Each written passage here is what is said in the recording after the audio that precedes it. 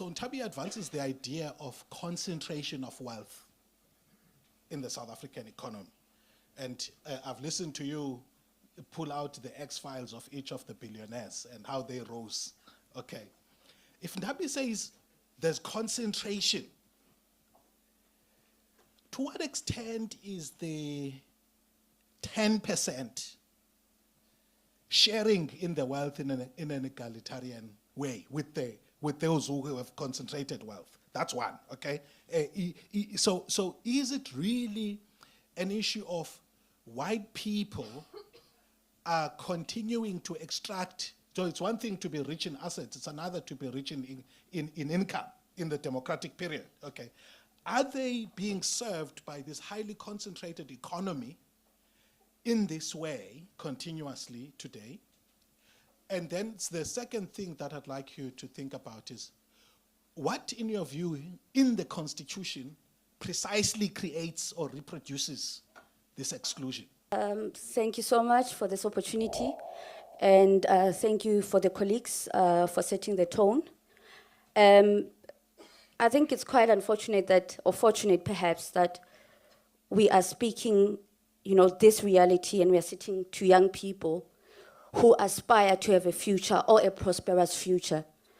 But unfortunately, the reality is something else. But before I attempt to answer your question, I think as a majority, as much as we can continuously speak of whiteness and problematize the issue of whiteness, we should start to look inwardly, because there is no oppressor who is going to hand over power to you. There is no white person who's going to take the economy and give it back to you, especially if this whiteness has not considered to the fact that they have oppressed us, they have exploited us. It has not happened.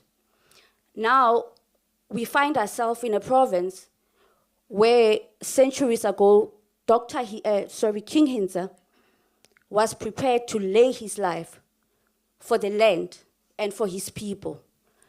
Now we are a different generation.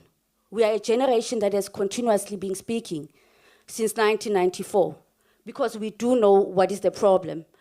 Ntabi spoke about the economy not having changed since 1884.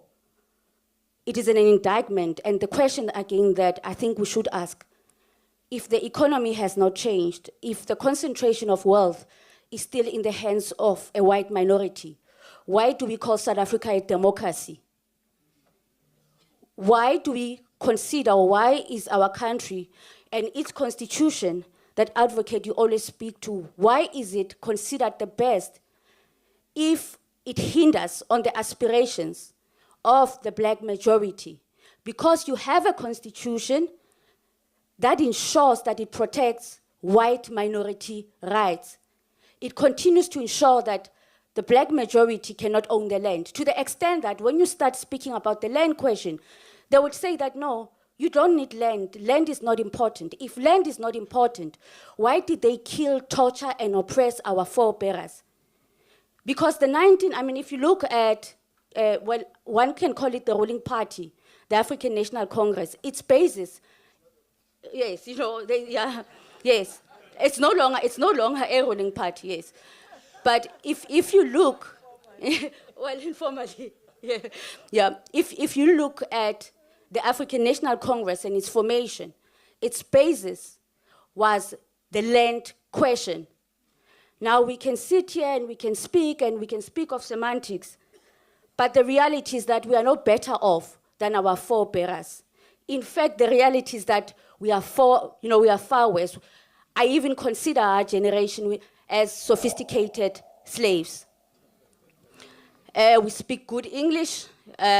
We stay in, we have been included in all areas, in all avenues, but economically we are still excluded. Now, perhaps to go and answer your question about how the extent to which the elite, the white elite in particular, how they are protected and how they continue to benefit, it's primarily because they own everything which has the power to define. they own the financial service sector. It means that as the black majority, continuously we do not have access to capital injection. Even at, you can look at the private sector, where they own the asset management companies, they own the banks.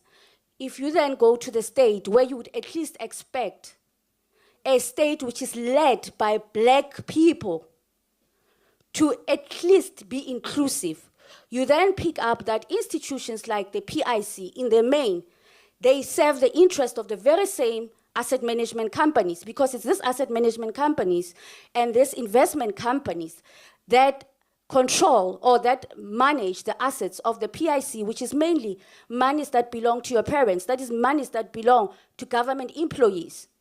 But those monies are controlled by a few white people. So you can even go to the legal arena where advocate you find yourself. The big firms which do business with the state, they are also, historically white firms. So you can even go to construction and different levels. You still find that the faces have not changed. Yes, you'll have the CEOs here who are black. You'll have a CEO here is black, but nothing much has changed. So now the question that I ask myself is, when are we, as the black majority, going to start setting the black agenda? Because, as I said, we cannot rely on a minority to set an agenda for us. Colonialism was about a minority presiding over a majority. Now we claim to be a democracy. What are we doing about it? Because no oppressor is going to liberate you, and you are going to be having these discussions, intellectual discussions. You are going to go gray yourself, having the same discussion. But as black people, including white progressives, we need to have an honest discussion if we want a crime-free society. If we want to start having a discussion about black men, not committing gender-based violence and so forth. So prosperity cannot necessarily rely on those who have oppressed and exploited us. We, the people, have to start being our own liberators.